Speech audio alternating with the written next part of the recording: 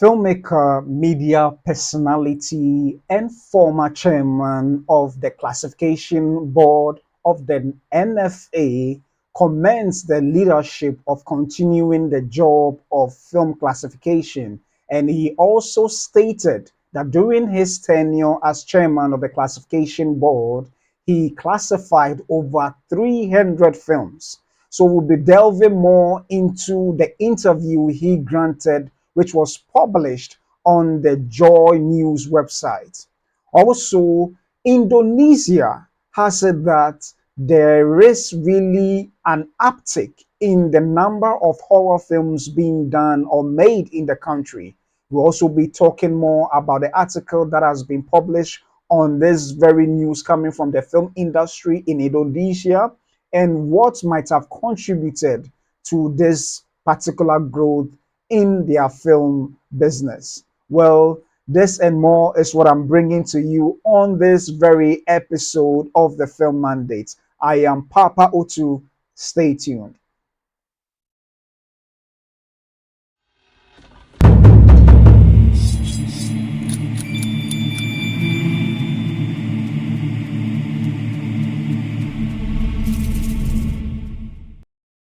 Well, welcome back once again to this wonderful episode of the Film Mandate. I really appreciate that you are with me today to delve into the discussions of film news.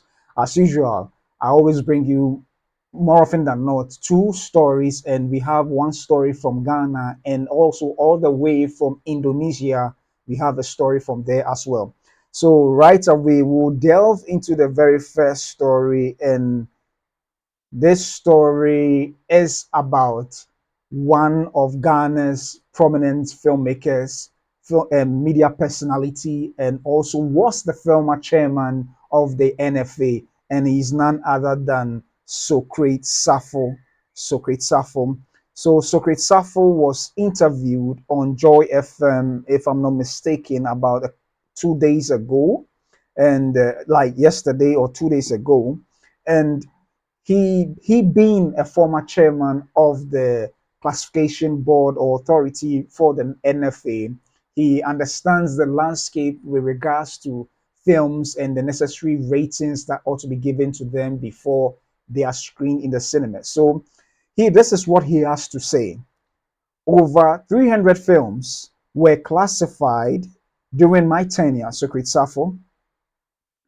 Socrate Safo, the former chairman of the classification committee, pardon me, so it is the classification committee of the National Film Authority, has shed light on the work his team did for film classification. According to him, during his tenure, the team took steps to sensitize film practitioners about the need to classify films. He told Doreen Avio on Daybreak Hits that his team classified over 300 movies. Socrate Safo therefore lauded the initiative by the newly appointed Executive Secretary of the National Film Authority, Kafui Danko Picha, to continue with the classification. A press release signed by the Executive Secretary, Kafui Danko Picha, states, in accordance with the Development and Classification of Film 2016 Act 935, the National Film Authority, NFA, reminds all filmmakers and exhibitors that all films intended for public exhibition in Ghana must be classified by the NFA. According to the law, a person shall not exhibit or cause to be exhibited a film unless the film has been passed and classified by the NFA. The release also indicates that this regulation aims to streamline, develop, and uphold standards in Ghana's growing film ecosystem and applies to feature films, short films, trailers, TV series, documentaries, adverts, music videos, and other audiovisual content exhibited in cinemas, on television, online streaming platforms, or in any public space. Stakeholders of the film industry are to note that effective 1st May 2025, a new enforcement measure will be applied to the film classification process. Every producer, distributor, or exhibitor submitting content for classification must hold valid film producer, distributor, exhibitor license issued by the NFA. The Film Classification Committee was a body formed by the National Film Authority and mandated by the Development and Classification of Film Act 935 to preview and classify audiovisual content intended for public exhibition. So, for those who have been watching some of my previous episodes, we did an article on the very statement issued by Madam Kafui Danku Picture, sorry. And yes, so Sacred Safo, who was interviewed and with the interview published on this page, interviewed on Hits by Doreen Avio, stated that he really commends the current leadership of NFA to continue with the classification, just as he did some time back in his role as chairman of the classification committee, I think then under the leadership of Madame Juliet Asante. Now, I like this camaraderie because of the fact that regardless of the political divide any of them belong to, they all support this initiative being done. And that is what we want to see, a unified front, because for filmmakers, especially those who are really passionate about filmmakers, filmmaking even may come before any political divide. And I like the fact that they are united in this front, lending his support and agreement to what they are doing, particularly considering the fact that some time back he was the chairman and he was actually doing or classifying films. And I'm glad that he stated that he's classified over 300 films. My question, the question I would, or the question, or the question that I want to have answers to is that I hope that these records were well documented, because there is the need for us to understand how well the classification is going with films with regards to are filmmakers confident about the classifications being done?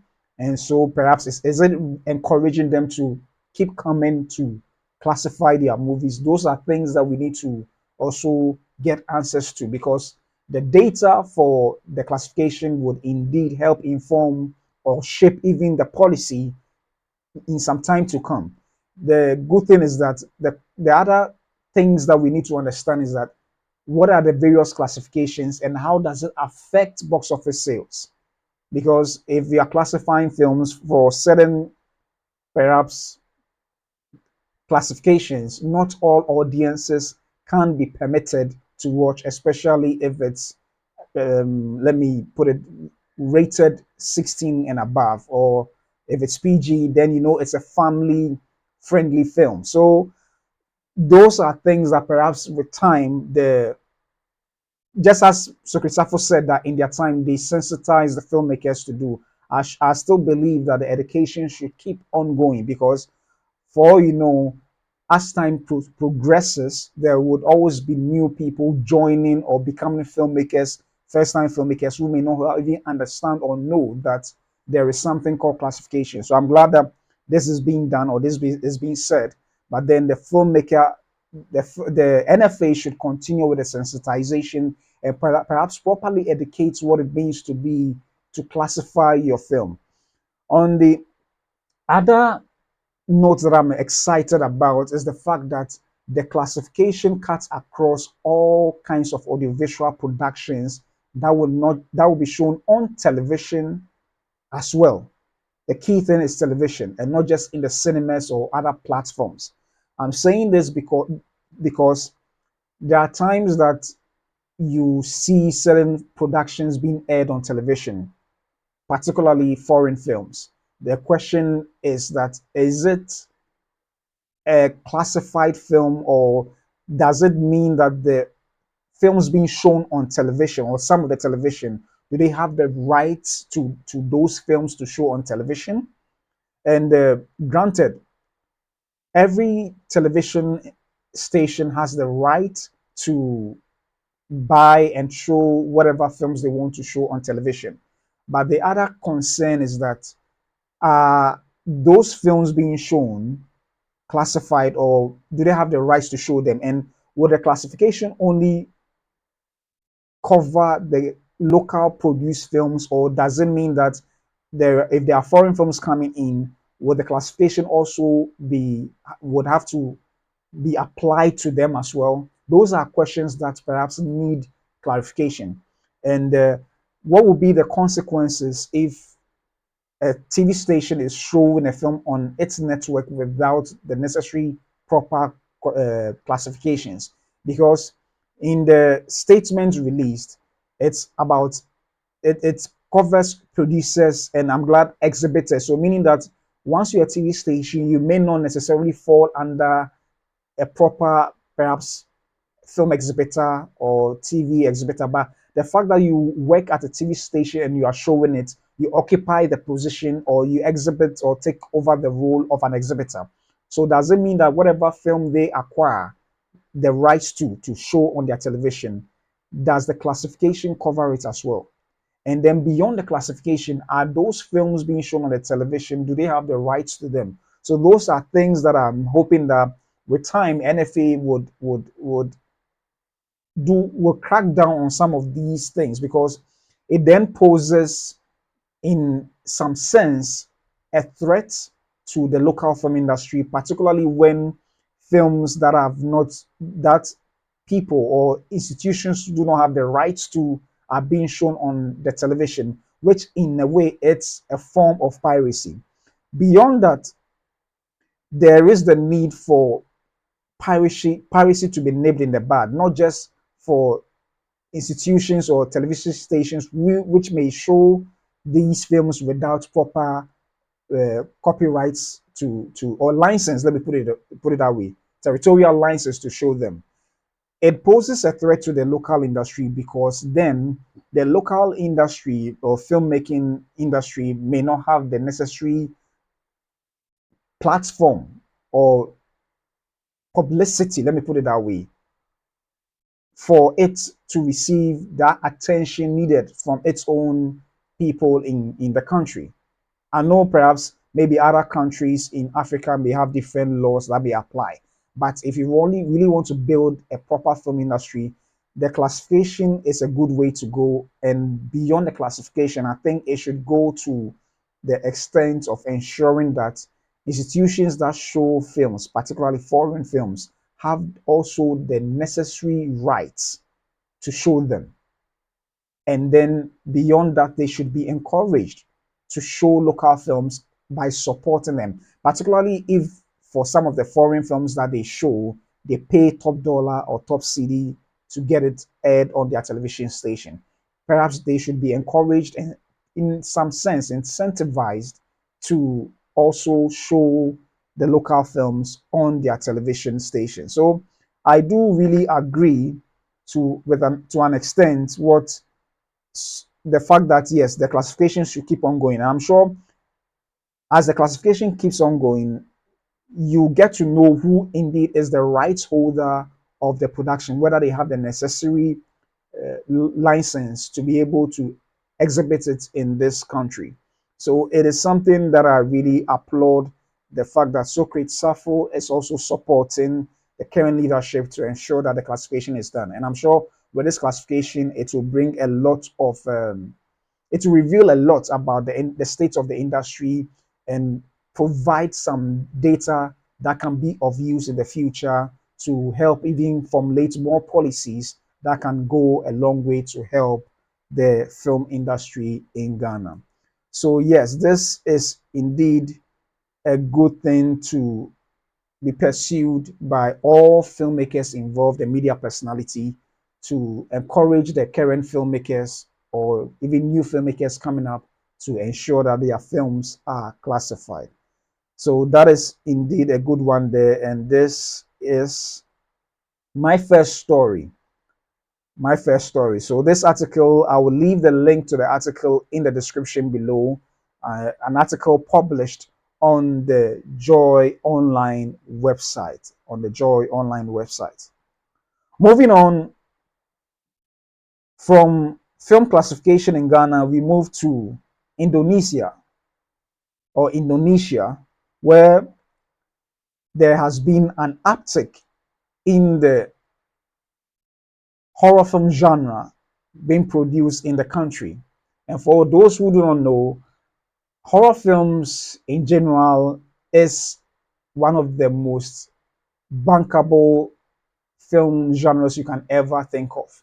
Because for most horror films, the budget of producing those films are relatively low compared to other big blockbuster films or popcorn movies or other genres. So horror films are very profitable.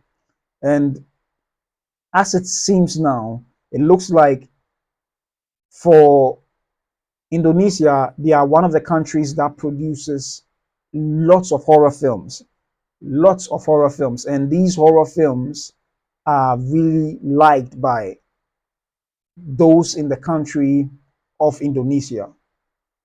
So we'll take a look at this article.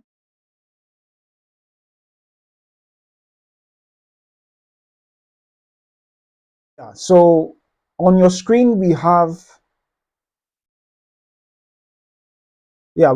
Indonesia's horror movie industry, a publication published in the Japan Times, and it reads, Indonesia's horror movie industry rises from the grave.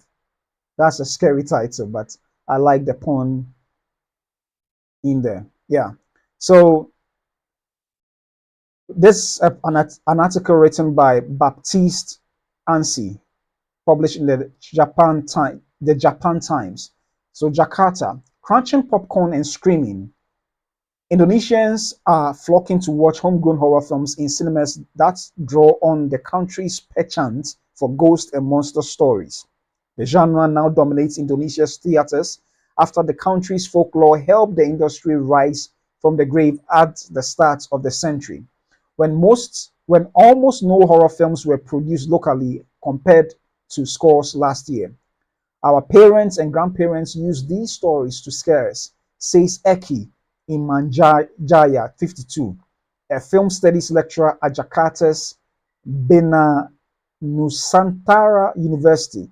These tales are very close to us. According to the Indonesian Film Board, 60% of the 258 productions made domestically in 2024 were horror films. They accounted for 54.6 million tickets sold, or 70% of the total audience.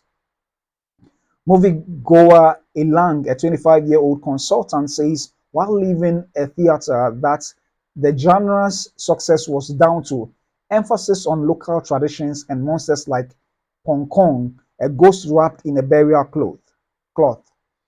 Another movie enthusiast, Ajay Putri, 29, says films that drew inspiration from the country's urban legends were easier to understand, more exciting. Those include Tuyul, a living dead child, and Kuntilanak, a, a woman unable to give birth while her stillborn baby remains inside her. Renaissance. Indonesia's film production declined drastically in the 1990s due to lack of funding, according to Jakarta-based production company Studio Antelope. Cinematheque Indonesia, a film archive and data center, counts just 456 movies made between 1990 and 2000. Among them, 37 are horror films, says archive worker Wayudi, 55. Yet the country's industry earned the Guinness World Record 2 years ago for the film industry most focused on the genre. Last year, Indonesia's largest cinema operator, XXI, recorded 5 of its top 10 movies as horror films, drawing 27.8 million ticket sales. Indonesia's first horror film was made in 1971 during the rule of dictator Suharto, who led the country with an iron fist for nearly 3 decades. It was not until the 2010s that a new wave began for the domestic industry, says Eki. New directors, the most famous being Joko Anwar, changed everything by making very good independent horror films of high quality, says Ismail Basbet, a 39-year-old director from Yogyakarta. After the COVID-19 pandemic, the industry roared back to life with the 2022 film KKND Desa Pinari, which sold 10 million tickets. The film is based on a supposedly true story of students experiencing supernatural events in a rural community service program. It's launched a new wave of more realistic films based on real events, says director Nanang Istia Budi, 53. Indonesia cinemas generated $136 million in gross revenue in 2022, according to website Film Indonesia. PwC Indonesia estimates the cinema industry contributed billions to the country's economy that year and says it is expected to grow more than 6% annually until 2027. The boom also earned the industry a program at the 2023 Busan International Film Festival, often considered Asia's most important, titled The Renaissance of Indonesian Cinema. Western interests. Alongside urban myths, Indonesian horror films call on religious themes which dominate society in the world's most populous Muslim majority nation. In some feature films, passages from the Quran are used on the entire plot line can be inspired by Islam. The rise of streaming services has allowed certain movies to reach a wider international audience, says director Ismail Basbeth, who attended Busan in 2023. Even small production houses like Jakarta-based Avantgarde Productions are finding success in exporting films to neighboring countries. The latest films have been released in Malaysia, Singapore, Brunei, and we are negotiating with Vietnam, says Marianne Christiani Pernawan, a 27-year-old producer at the company. In the curiosity of Indonesians' horror movies and the appetite of internal viewers, that leaves experts predicting these spooky exports will be far from dead for years to come. Indonesian films are successful abroad because they are unique, exotic, and unimaginable, says Eki. The horror film audience seeks the unknown.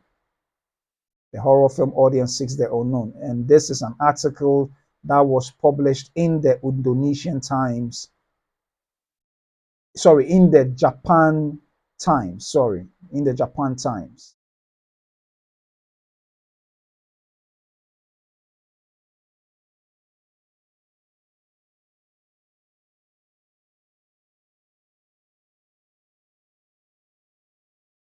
So yeah, that is what you have on your screen there.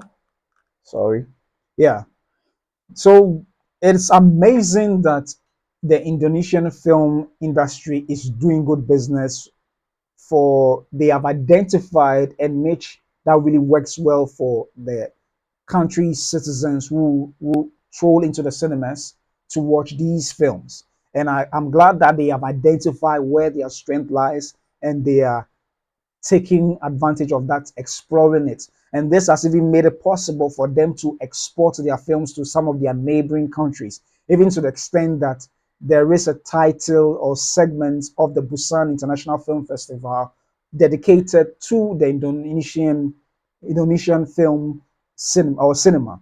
And that is really exciting because it is even interest Western media giants, so to speak, to ensure that these films end up on some of the streaming services, offering them powerful platforms by which their films can reach out to a far bigger audience, even beyond their territory of Asia to the entire world. And that is indeed exciting. So I like what the Indonesian film is doing, or the film industry is doing, identifying, because it's amazing that you have about 60% or perhaps 70% even of their audience going to the cinemas just to watch horror films. And that is really amazing. There were times that in certain industries of the world, you could even talk about America, there used to be a lot of Western films being produced, and then it came to war films. And I'm glad that they have identified that no, this genre works best for our country, and the people themselves identify or indeed like these kinds of movies. The good thing is that they are exploring their folk tales, which has a lot of mythical stories or horrors that are being adapted onto the screens. And that is amazing, particularly if you grew up hearing some of these stories.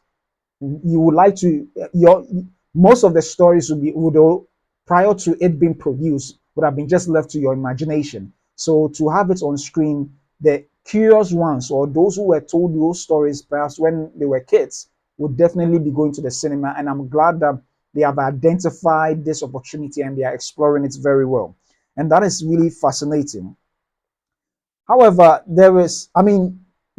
it's exciting that this particular genre happens to be the most profitable genres ever in the entire world. Well, with the advent of perhaps Marvel coming in, there is the surgence of superhero films. Marvel Studios in America, there is the surgence of superhero films, and perhaps there will come a time soon where superhero genre would overtake perhaps the horror genre. But the interesting thing about the superhero genre is this: it actually transcends just superhumans. It for Marvel proved the point that with superheroes you can do other subgenres under it. So you have Winter Soldier, which is a political thriller. You have Doctor Strange, which in itself is a horror falls within the horror genre, even though it is still a superhero genre or kind of a film. And so that is quite exciting. However, I want to share some statistics to prove how successful the horror film genre has been over the period of time. And so on your screen, just for you to have an overview before I read.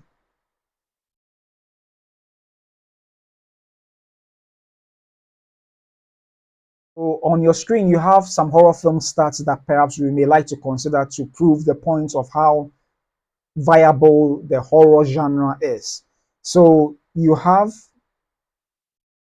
number one, and this research I did on Google search, Google generative AI, and also some excerpts from Variety Variety.com.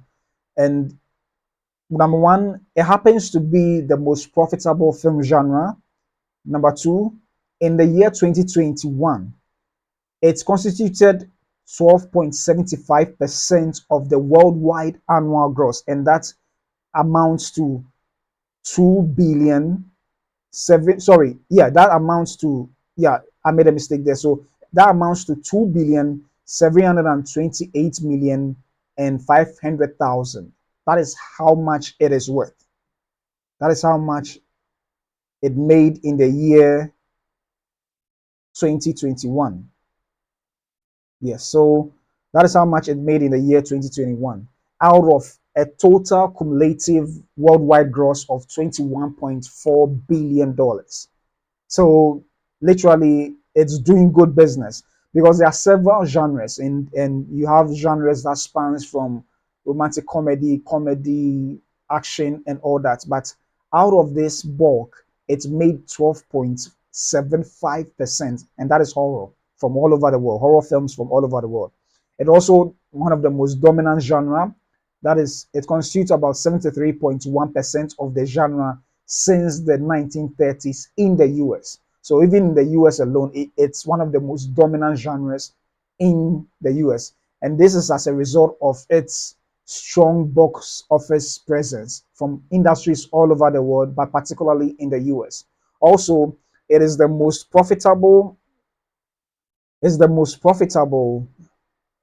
genre. And that's to say, investors know that when they invest money in this particular genre, they are likely to make their money back compared to the other films that it is really a gamble. So this is actually, I would say, the box office darling for investors who would prefer to invest in horror films because most often than not, it has a low budget cap. And with low budget cap, if you if the marketing and promotion is done well, you are likely to reap about 1,000% if there need be. Movie like Smile, made good box office numbers. Even movies movies that are not necessarily horror but thriller most often also has a low budget cap, and they are able to make good business. So you have the Saw franchise, you have the Smile franchise, you have other franchises like the I mean every genre, every film within this genre mostly do good business. Rarely would you have films not doing good business within this particular genre. And from in the US, it's been proven over and over again. From the Five Nights of Freddy from Freddy Krueger in the past, you have the vampire movies, even those that are not so steeped in horror but has elements of horror in it because of the genre it falls within, like the Twilight. They all did good business. They all did good business. So horror films indeed has been a very profitable business in terms of the film industries all over the world, particularly from the biggest markets in the world, from US, and now Indonesia is experiencing such a phenomenal upsurge in their box office results due to the horror film genre. And it's exciting because this is an example that perhaps other film industries from all over the world, maybe Africa in particular, can also cash upon. It looks like it's a genre that everyone wants to watch, even though they may be scared to sit down and watch, but they still would go ahead and watch them. And that is really exciting to hear this from the film industry from Indonesia.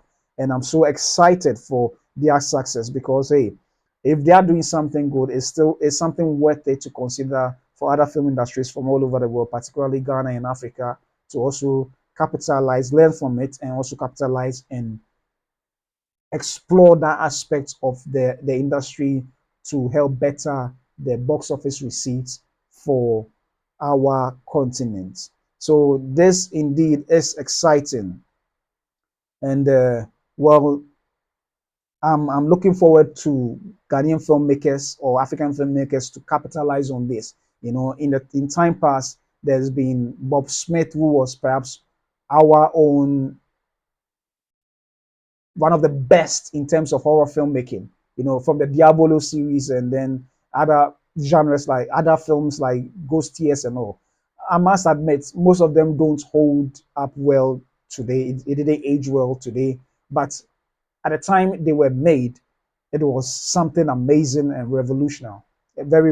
It changed the perception of how movies were made back then, and it was quite exciting. And I'm hoping that perhaps there will be a resurgence of the horror film or genre to help boost the box office receipts on this continent of Africa. So yeah, this sums up my story for this very episode of the film mandates. I hope you enjoyed, and if you did, I would like you to leave your comments in the comment section. Any ideas or differing views that you may have, I'll be glad to welcome them so that we can keep the conversation of talking about films going. I am Papa Otu, and thank you. I'll see you tomorrow.